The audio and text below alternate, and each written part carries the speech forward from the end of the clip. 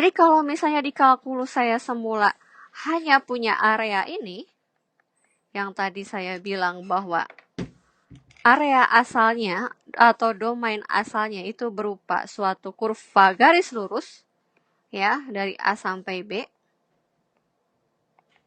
maka sekarang berarti domainnya berupa kurva C. Jadi semula sekarang kalau saya punya tadi adalah areanya adalah integral A sampai B f x dx. Nah, kita garis bawahi dx ini. Nah, sekarang area yang warna biru, saya sesuaikan warnanya. Yang dari Google ada area berwarna biru. Area biru. Area berwarna biru, itu juga bisa dinyatakan sebagai suatu integral. Integral atas daerah di bawah kurva siapa sekarang? Kalau di kalkulus 1 berarti area yang diarsir berwarna kuning ini kan berada di bawah kurva fx. Sekarang kalau yang gambar dari Google yang diarsir pakai warna biru, sekarang berarti kurvanya daerahnya berada di bawah kurva mana? Ada yang tahu nggak? Berada di bawah kurva mana? Berada di bawah kurva berwarna merah. Yang merah itu adalah milik f, x, y. Ya, itu baru untuk tutupnya dulu. Sekarang, kalau tadi area yang berwarna kuning itu diintegralkan atas daerah dx, kenapa di sini dibilang dx? Karena kebetulan alasnya itu berhimpitan dengan sumbu x, ya tidak? Sedangkan kalau sekarang lintasan saya bukan berupa garis lurus tapi merupakan kurva, yaitu kurva C. Maka integralnya pun harus bergantung pada C. Jadi kalau semula dari A sampai B, sekarang bermula dari C. C itu bukan batas bawah. C itu saya baru merepresentasikan bahwa integralnya itu harus dihitung atas suatu domain yang bentuknya kayak cacing. Lintasan C yang ada di bidang X, Y. Diintegralkan terhadap siapa? Diintegralkan terhadap ds. Lah kok bisa? Ya, tadi saya punya, jadi yang ini dibawa ke kanan. Sekarang, yang ini saya bawa nih. Ya, ini saya bawa. Berarti lintasan semula kita awalnya di bidang S-nya seperti apa? Ini ada X, ini ada Y. Lintasan kita misalnya itu kayak gimana sih? Misalnya, gini. Ini adalah C kita. Jadi C-nya ada di bidang X, Y. Berarti ds-nya itu, apa yang dimaksud dengan ds? Dengan ds ini, saya mau hitung nih. Dari sini sampai sini dihitung. Makanya kenapa di sana ada garis-garis. Ada garis-garis berwarna biru. Kemudian saya hitung lagi untuk selebar ini. Dan ini lebarnya dibikinnya adalah selebar ds. Jarak antar titiknya ds. Sama kayak waktu di integral di kalkulus 1, bahwa area yang berwarna kuning itu saya partisi menjadi beberapa persegi panjang. Maka yang biru pun di sana kalau Anda lihat selain ada gambar atau ada permukaan berwarna biru, di sana ada garis-garis warna biru. Itu berarti dia menyatakan adalah persegi panjang. Hanya saja sekarang permukaannya bukan lurus, tapi bergelombang. Kalau area yang berwarna kuning itu kan lurus ya, kertasnya disimpan dalam meja yang lurus. Kalau yang dari Google, yang warna biru itu permukaannya bergelombang. Kalian pernah tahu asbes tidak? Tahu asbes nggak? Asbes itu kayak buat kanopi gitulah ya. Asbes itu kan permukaannya melengkung-melengkung. Nah, kalian tuh pengen tahu berapa bahan atau luas bahan asbes yang kalian perlu beli gitu. Jadi, kalian seandainya asbes dari kainnya dibentangkan, diluruskan lalu diukur. Sama, yang biru ini pun saya nggak mau ngukur, kan melengkung. Tapi sebetulnya kita mau cari area, seandainya area melengkung ini dibentangkan, diluruskan, disimpan di atas lantai sehingga lurus, dihitung luas areanya. Nah, makanya ada pecahan-pecahan persegi panjang di sana, yaitu lebarnya sebesar ds. Nah, sekarang saya mau tanya, ds ini ada kaitannya dengan materi yang sudah saya jelaskan sebelumnya. Apa ya? Siapa yang tahu berapa panjangnya DS? Berapa panjangnya DS kalau saya tahu ternyata C-nya itu ya, jika lintasan C dinyatakan sebagai fungsi vektor, katakanlah fungsi vektornya adalah RT, di mana RT ini adalah apa tuh? XTI tambah YT J. Ayo, siapa masih ingat? Kira-kira lebarnya DS ini apa ya? Ada yang tahu nggak? Atau kalaupun nggak tahu, ada yang masih ingat? Kira-kira nyambung ke topik mana ya? Ini pernah saya ajarkan juga. Saya punya lintasan C. Oke, bukan yang Riemann yang saya maksud. Riemann-nya betul untuk menghitung persegi panjang partisinya. Tapi yang mau saya tanyakan di sini gini. Saya ulang ya. Saya punya lintasan C. Ini, C-nya berbentuk cacing. Kemudian C-nya ini dinyatakan sebagai fungsi vektor RT. Ingat-ingat fungsi vektor, C-nya dinyatakan sebagai fungsi vektor, yaitu komponen I-nya adalah fungsi XT, komponen J-nya adalah fungsi YT. Kira-kira berarti kalau C-nya dinyatakan dalam bentuk RT, berapakah besar DS? Ada yang tahu nggak ya? Pakai apa ya? Pakai apa? Iya, betul sekali. DS kita ini dihitung dengan menggunakan arcus length atau panjang busur. Maka DS dapat dihitung melalui arcus length atau panjang busur. Panjang busur. Ya, kalau tadi kan kalau area warna kuning panjangnya dari A sampai B. Kalau sekarang panjangnya sepanjang lintasan C. Nah, panjangnya itu berapa? Panjangnya itu adalah sebesar panjang busur. Jadi si DS-nya ini adalah sebesar akar, ini saya nggak akan menurunkan ulang kembali karena saya sudah pernah bahas ya. Jadi ini adalah X aksen kuadrat tambah Y aksen kuadrat DT. Terus buat apa, Bu? Nah, ini kita bisa mendefinisikan area warna biru ini melalui yang namanya integral garis. Kenapa sih kalau kuliah-kuliah saya sebelumnya pernah ada yang tanya, kenapa sih dinamakan integral garis? Kalau saya menjadi penciptanya, kalau saya menjadi orang yang menemukan integral ini, saya nggak akan kasih nama integral garis. Tapi saya akan beri nama integral kurva. Ada yang tahu kenapa saya memilih seperti itu? Ada yang tahu nggak? Jadi sebetulnya yang dimaksud dengan integral garis di sana adalah suatu integral yang domainnya itu tidak harus seperti yang saya gambarkan di area kuning yang saya tebelin warna hijau ini. Kalau ini kan areanya sudah jelas domainnya berupa garis lurus. Sedangkan sekarang yang saya punya domainnya adalah seperti yang saya tunjuk di lingkaran kuning. Yaitu lintasannya berupa suatu lintasan yang bebas. Mau lurus, mau cacing, mau gimana pun. Pokoknya ada di ruang 2 dimensi di bidang X, Y.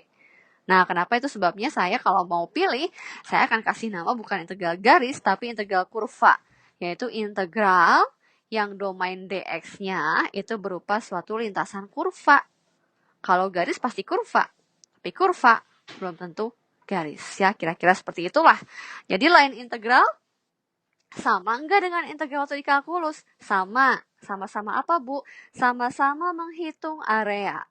Area di bawah kurva, kalau di kalkulus 1 area di bawah kurva fx berada di atas sumbu x, kalau sekarang adalah area berada di bawah kurva atau surface fx, y, tapi berada di atas lintasan C.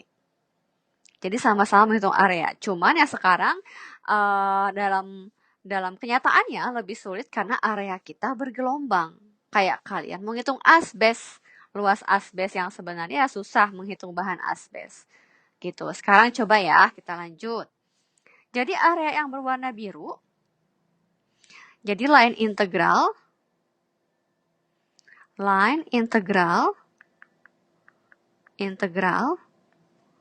dari surface F X, Y yang atas gitu ya, atas lintasan, yang berada di atas lintasan.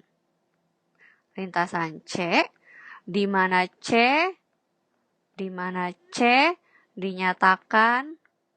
dinyatakan dalam fungsi vektor R, katakanlah R, atau biar sama tadi kita pakai S. Ya, jadi DS kan nanti ya. Atau saya punya ST adalah komponen I ditambah komponen J adalah nih, integral atas suatu lintasan C dari fx, y ds, dan dengan menggunakan formula Arcus-Length yang sudah pernah saya jelaskan, maka ini akan menjadi suatu lintasan C, integral atas lintasan C, f, x-nya sekarang diubah ke dalam bentuk parametrik, yaitu xt, y-nya dinyatakan dalam bentuk parametrik juga, yt, dan ds-nya menggunakan Arcus-Length, yaitu x aksen kuadrat tambah y aksen kuadrat dt. Jadi lintasan C-nya penting untuk dibuat dulu menjadi dalam bentuk parameter. Fungsi parameter. Fungsi parameternya sudah saya jelaskan sebetulnya dengan catatan ini diperoleh dari Arcus-Length. Gitu. Contoh yang pertama itu akan saya mulai dengan contoh yang ketika C-nya udah langsung dikasih fungsi parameternya. Jadi kan nggak perlu pikir capek-capek lagi, aduh kira-kira apa ya fungsi parameternya atau fungsi vektor dari si lintasan C-nya. Nanti bertahap setelah itu sampel 2 saya nggak kasih nih bentuknya.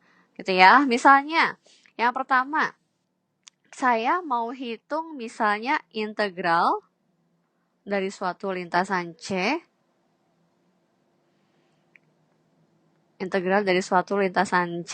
atas X ditambah Y pangkat 3 ds. Di sini C-nya adalah suatu lintasan yang dinyatakan dalam fungsi vektor, yaitu T pangkat 3I ditambah TJ dengan T-nya bergerak dari 0 sampai 1. Jadi ini sudah merupakan gabungan fungsi vektor yang sebelumnya saya sudah ajarkan, ya, dibawa ke sini. Karena C-nya sekarang dinyatakan dalam fungsi vektor. Ada komponen I, ada komponen J-nya. Ya, yuk kita lihat. Kalau saya sudah punya bentuk yang seperti ini berarti soalnya soal yang baik. Soal yang baik dalam arti maksudnya soal yang tidak menyusahkan. Karena soalnya to the point. C-nya udah dikasih dalam bentuk RT, Anda tinggal menghitung. Nah, di sini Anda perlu tekankan bahwa ini adalah XT. Komponen I adalah bagian untuk X-nya kan? Dan ini untuk Y. Ya, gimana caranya mengerjakan integralnya? Mudah. Yang sulit adalah mengajak kalian untuk memahami konsepnya yang tadi di slide pertama. Kalau sudah pengerjaannya relatif lebih mudah. Ya, integral X-nya di sana ada X tambah Y pangkat 3. X-nya diganti dengan T pangkat 3. T pangkat 3 ditambah Y pangkat 3. Y kita adalah T. Makanya T pangkat 3. ds-nya diganti dengan akar. Notnya, jika xt adalah T pangkat 3, maka X aksen T adalah 3T kuadrat. Dan jika YT-nya adalah T, maka Y aksen T adalah 1. Kembali ke rumus tadi bahwa saya punya X aksennya adalah 3T kuadrat. Dikuadratkan, saya langsung aja ya, jadi 9T pangkat 4. Ditambah Y aksen kuadrat. Y aksen saya 1. Jadi adalah 1. Dan dt. Nah, berarti batas integral saya, karena di sini saya punya dt, maka menjadi batas integralnya adalah batas untuk t. Di sini diberikan T-nya antara 0 sampai 1. Ya, maka akan sama dengan integral 0 sampai 1, 2, saya simpan di depan. Ya, karena konstanta. Akar saya ganti menjadi pangkat setengah dt. Sudah, Anda tinggal mengintegralkan. Siapa yang ingat kira-kira ini pakai apa sih? Pakai integral substitusi. 3/2. Bentar. Depannya, kalau ini 3/2, depannya dikasih 2/3 jadi 4/3. Tapi ada 9. 4/3, 4/3. Bentar, saya hitung dulu ya. 4/3, kemudian 1/36. Bisa? Ya, karena pangkatnya bertambah 1/3/2, maka di depannya dikalikan 2/3. Makanya muncul 4/3.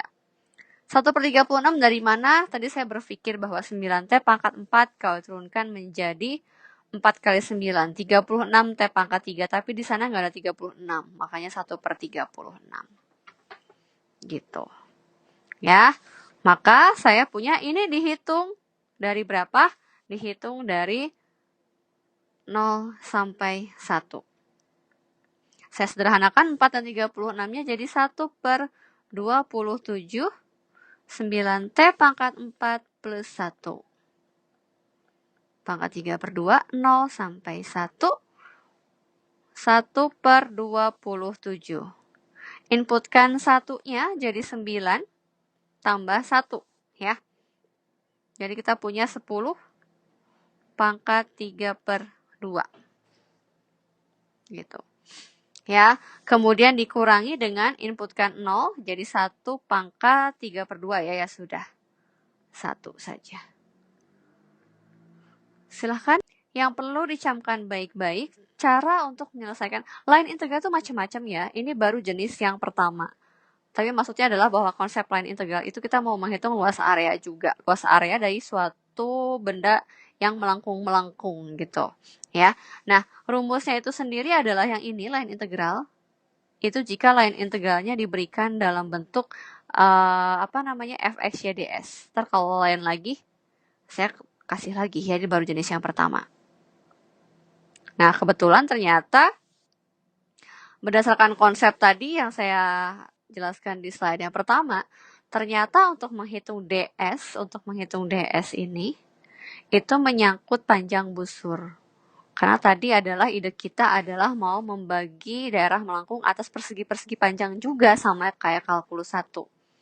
Cuman alas bawahnya adalah sebesar DS, bukan DX. Nah, DS-nya ini adalah pakai panjang busur atau arcus length. Sedangkan rumus untuk arcus length, panjang busur, kenapa panjang busur DS menjadi akar dari X aksen kuadrat tambah Y aksen kuadrat DT, itu sudah diajarkan di sesi yang lalu. Gitu. Oke, ada pertanyaan tidak? Nah, masalah berikutnya adalah ketika kita diberikan suatu contoh yang ternyata tidak diberikan persamaan parametriknya. Nah, ketika tidak diberikan persamaan parametriknya, maka setiap orang itu dalam merepresentasikan lintasannya bisa beda-beda. Setiap orang bisa beda-beda. Dan ketika setiap orang beda-beda, apakah jadi salah, Bu? Enggak, itu enggak salah. Mungkin dalam prosesnya akan berbeda, karena pemilihan persamaan parametriknya berbeda. Tapi nanti di belakangnya akan mendapatkan sesuatu yang sama juga. Ya, gitu. Oke, sekarang saya mulai nih. Ya, misalnya tentukan integral 2x/ds di mana C, dari mana kalian tahu bahwa itu integral garis atau bukan? Kalau disuruh nyari integral, tapi daerahnya berupa suatu lintasan, mau C, mau D, mau apa, itu pasti. Ya, integral garis. Tentukan integral 2x/ds di mana C adalah garis, kecoret, adalah garis yang menghubungkan titik min 2, min 1 ke 1,3. Sebenarnya perlu digambar nggak sih Bu kalau kayak kemarin double integral, triple integral kan perlu digambar untuk membantu ya. Kalau ini perlu nggak sih Bu kalau misalnya sekiranya mudah, nggak perlu digambar nggak masalah. Ya, boleh langsung aja. Nah, sekarang saya punya bahwa lintasan C-nya merupakan garis yang menghubungkan antara titik min 2, min 1 ke 1,3. Nah, gimana tuh caranya? Ya, kita lihat nih. Saya di sini tidak akan membentuk gambarnya. Kan toh cuman garis aja yang menghubungkan min 2, min 1 ke 1,3. Ada yang tahu nggak sih garis yang dimaksud, katakanlah garis L, bisa dicarikan persamaannya? Pakai rumus waktu SMP, ya. Apa tuh? Y min Y1 per Y2 min Y1 sama dengan X min X1 per X2 min X1.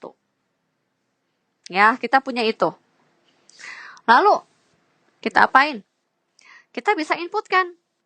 Pemilihan X1, Y1, ingat, boleh ketuker. Yang penting konsisten antara X1 sama Y1-nya. Ya, saya pilih adalah Y tambah 1 per 3 tambah 1. Saya harap Anda udah nggak pusing kalau hanya dengan seperti ini. Ya. Nah, jadi saya punya persamaan garis L-nya adalah 3Y tambah 3, 4X plus 8. Ya, jadi kita punya 4X min 3Y sama dengan min 5. Ini adalah lintasan C, jadi saya punya C.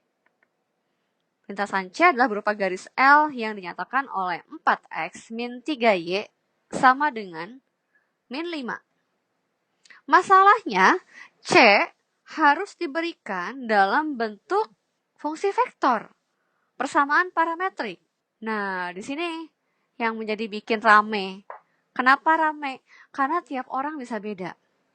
Seandainya saya punya 100 mahasiswa, maka saya bisa punya 100 bentuk persamaan parametrik yang berbeda. Apa sih Bu? Gimana? Sebebas mungkin. Saya akan mulai dengan mudah. Ya. Jadi, saya mau bilang bahwa persamaan parametrik bisa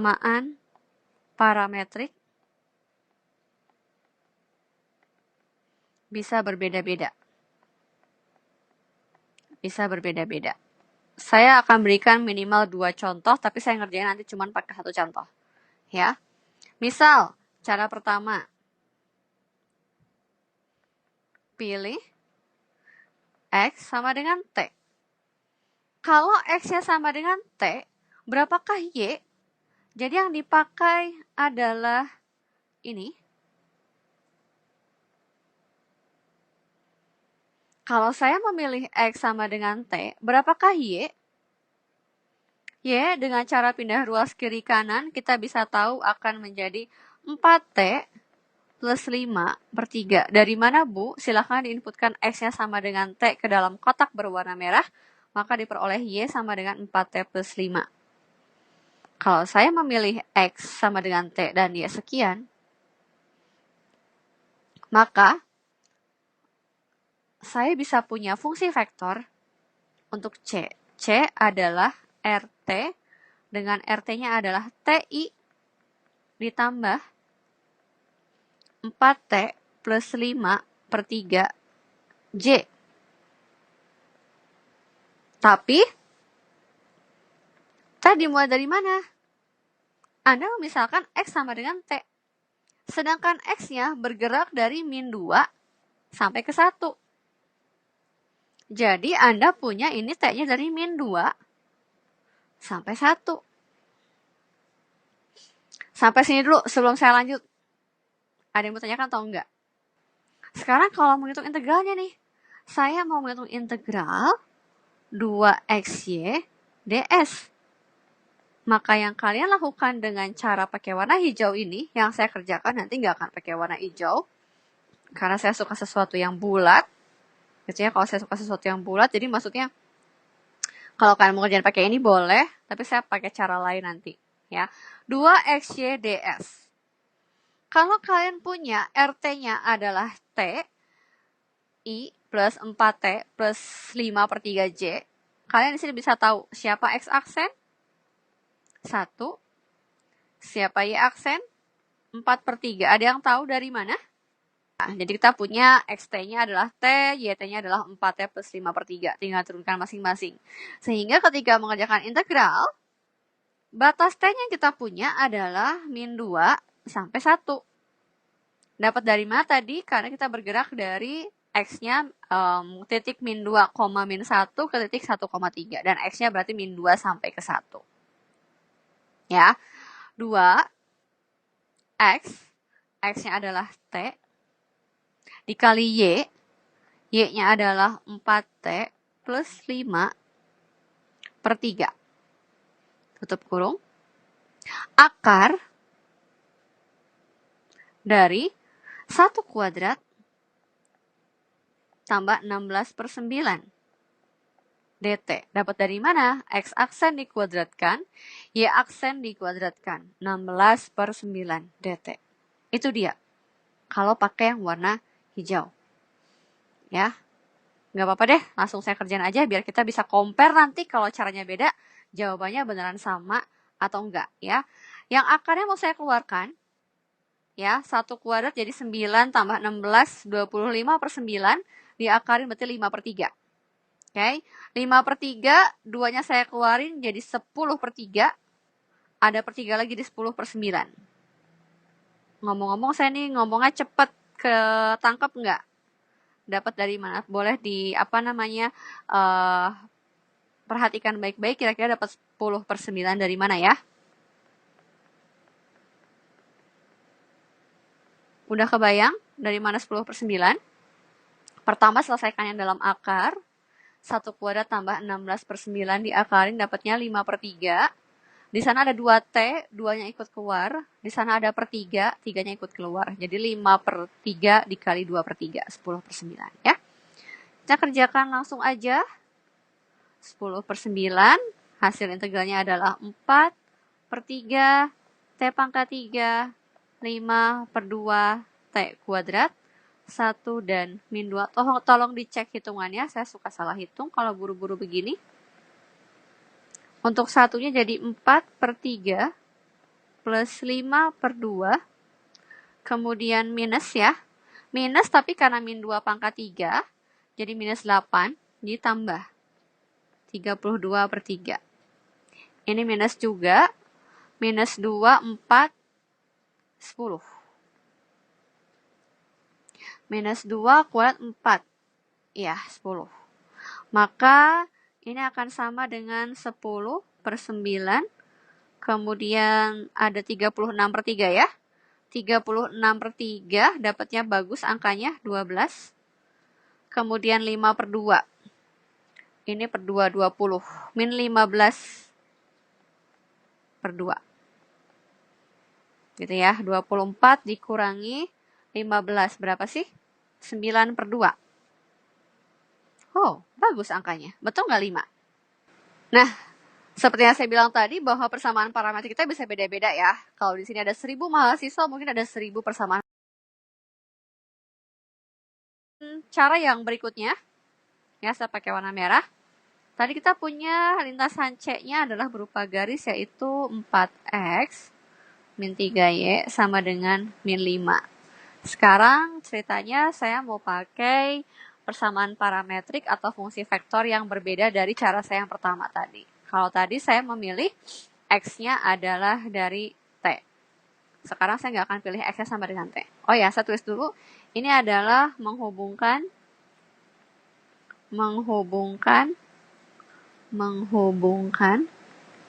titik berapa nih? Min 2, min 1 ke 1,3. Tadi saya memilih X sama dengan T. Sekarang, gimana kalau saya pilih X sama dengan 3T? Gitu. Terus saya pilih berarti Y-nya Berarti berapa? Kalau saya maunya, jangan dikalikan dengan konstanta supaya kalian agak berbeda ya, karena yang dikalikan konstanta sama aja. Kalau tadi saya pilih X-nya sama dengan T, sekarang saya pilih X-nya adalah 2T plus 1. Oke, kalau saya pilih X-nya adalah 2T plus 1, ada yang tahu nggak Y-nya berapa? Y-nya adalah 4X plus 5 dibagi 3. Jadi saya punya 8T plus 9 per 3. 8 per 3T plus 3. Ada pertanyaan sampai sini? Jadi saya pilih X-nya adalah 2T plus 1. Oke, Y-nya seperti biasa 4X plus 5 dibagi 3, cuman pindah ruas kiri kanan. Ya. Nah, karena X-nya 2T plus 1, saya inputkan X-nya 2T plus 1 dikalikan 4, 8T plus 9 per 3. Oke, dari sini saya punya apa? X aksen adalah 2. Dari sini, Y aksen adalah 8 per 3. Apalagi yang penting? Lihat, X saya adalah dari 1, dari min 2 sampai 1. Dapat dari mana ini, ada yang tahu? Jadi saya punya, karena dari min 2,1 ke 1,3, saya punya X-nya adalah min 2 sampai 1.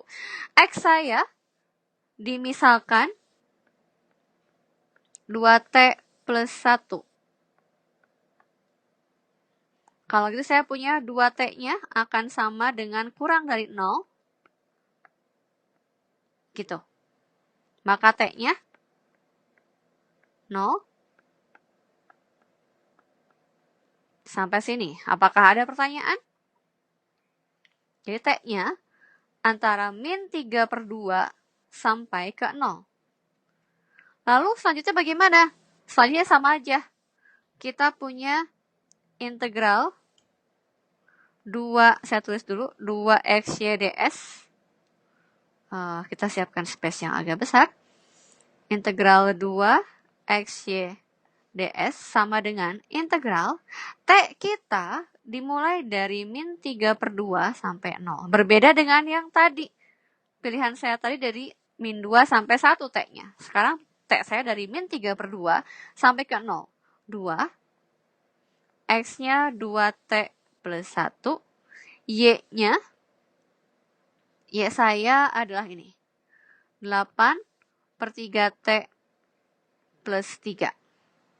Akar dari 2, X aksen kuadrat, 2 kuadrat, 4, ditambah 64 per 9 dt. Ya, 0,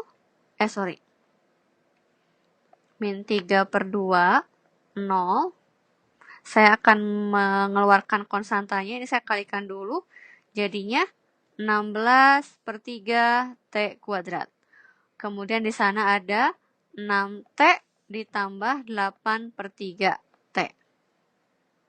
Jadi kita punya 18 tambah 8, 26 per 3 T ditambah 3. Itu saya baru mengalihkan antara 2T plus 1 dengan 8 per 3T ditambah 3. Oke. Sekarang yang di dalam akar. Dikali 2. 20 per 3. Dari mana 20? Yang dalam akar cuma muncul 10 per 3. Saya salah dong. Bukan 20 per 3. 20 per 3. Kan 9 kali 4, 36. Sampai sini dulu ada pertanyaan apa enggak? Silahkan jika ada pertanyaan. Bisa ya? Saya mengandalkan konsep pemahaman Anda untuk kalkulus ya. Ini kita punya berapa? 16 per 9, T pangkat 3, 13 per 3 T kuadrat, tambah 3T. 0 min 3 per 2. Gitu. Ya, lanjutkan. Nolnya kebetulan karena mengandung T semua, maka 0 akan menjadikan semua menjadi 0. Kita berikan negatif di depan. Ada yang tahu alasan kenapa saya memberikan negatif di depan? Ada yang tahu kenapa? Kenapa? Ya, 0 dikurangi ya. Nah, sekarang T pangkat 3. 3 pangkat 3, 27 per 8. Ditambah 13 per 3, takut salah ngitung, jadi terpaksa saya beberkan. Minus 9 per 2. Silahkan yang punya kalkulator boleh bantu saya hitung. Dan ini akan sama dengan, kenapa? Kalau ada yang tanya, kenapa ada minus 20 per 3? Kenapa ada minusnya? Jadi kebetulan ini kan min 3 per 2 di bawah ya. Kalau di bawah kan berarti hasil yang atas dikurangi hasil yang bawah, ya kan? Kebetulan yang atasnya 0. Karena 0 semua berarti kan 0 di minus sesuatu, makanya minus saya simpan di depan gitu ya. Jadi mau pakai cara saya yang di depan di slide sebelumnya dengan cara saya di slide ini adalah 5. Kalau kalian mau pakai selain punya saya,